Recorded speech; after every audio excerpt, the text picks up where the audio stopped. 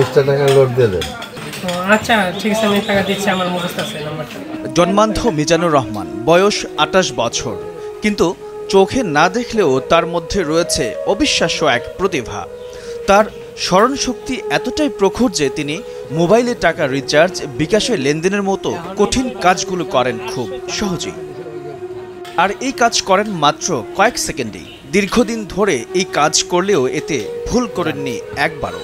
সবচেয়ে আশ্চর্যের বিষয় হলো মোবাইল নম্বর লিখে রাখার প্রয়োজন হয় না অন্ধ মিজানুরের। পরিচিত মানুষের প্রায় 5000 ফোন নম্বর তার মুখস্থ। ওই এলাকার অধিকাংশ মানুষ তার কাছেই মোবাইলে টাকা রিচার্জ করেন। রিচার্জ করতে গেলে নম্বর না বলে ব্যক্তির নাম বললেই টাকা চলে যায় মোবাইল ফোনে। কুড়িগ্রামের রৌমারীর প্রত্যন্ত এলাকার টাঙ্গারিপাড়া গ্রামের এক দরিদ্র পরিবারে তার জন্ম। বাবা মুমতাজ আলী অর্থের অভাবে পড়ালেখা করতে পারেননি, তাই বাধ্য হয়ে ছোট্ট দোকান নিয়ে শুরু করেন ফ্লেক্সিলোড ও বিকাশের ব্যবসা। একটা দোকান ঘরের জন্য, জায়গার জন্য অনেক জায়গায় গেছিলাম, কোনো কাজ না হওয়াতে লাস্ট মতো আমি ডিসি স্যারের শরণাপন্ন হয়েছিলাম। ডিসি স্যারের মাধ্যমে, ইউনুস স্যারের মাধ্যমে আমি একটা দোকানের জায়গা পাইছি।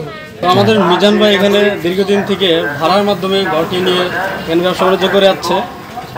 ভাড়া দিতে গিয়ে দেখা যায় যে অল্প কিছু জিনিস বেচাকেনা করে ভাড়া দিতে গিয়ে ওনার প্রফিটটা একটু কম আসে। শুরুর দিকে তাকে নানা ধরনের অবহেলার শিকার হতে হয়েছে। শেষ পর্যন্ত তিনি অসম্ভবকে জয় করে দেখিয়ে দিয়েছেন চোখে না দেখেও কিভাবে মোবাইলে টাকা লেনদেন করা যায়। তবে অন্ধ মিজানের এমন প্রতিভা দেখে থেমে থাকতে পারেননি কুড়িগ্রাম জেলা প্রশাসন। সাহায্যের হাত বাড়িয়ে দেওয়া হয়েছে তার প্রতি। উপজেলার টাপুরচর বাজার বটতলা মোড়ে সরকারি জায়গায় উপজেলা নির্বাহী কর্মকর্তার মাধ্যমে একটি দোকান নির্মাণ করে দেন মিজানুর রহমানের জন্য। আর এটি ছিল তার দীর্ঘদিনের চাওয়া।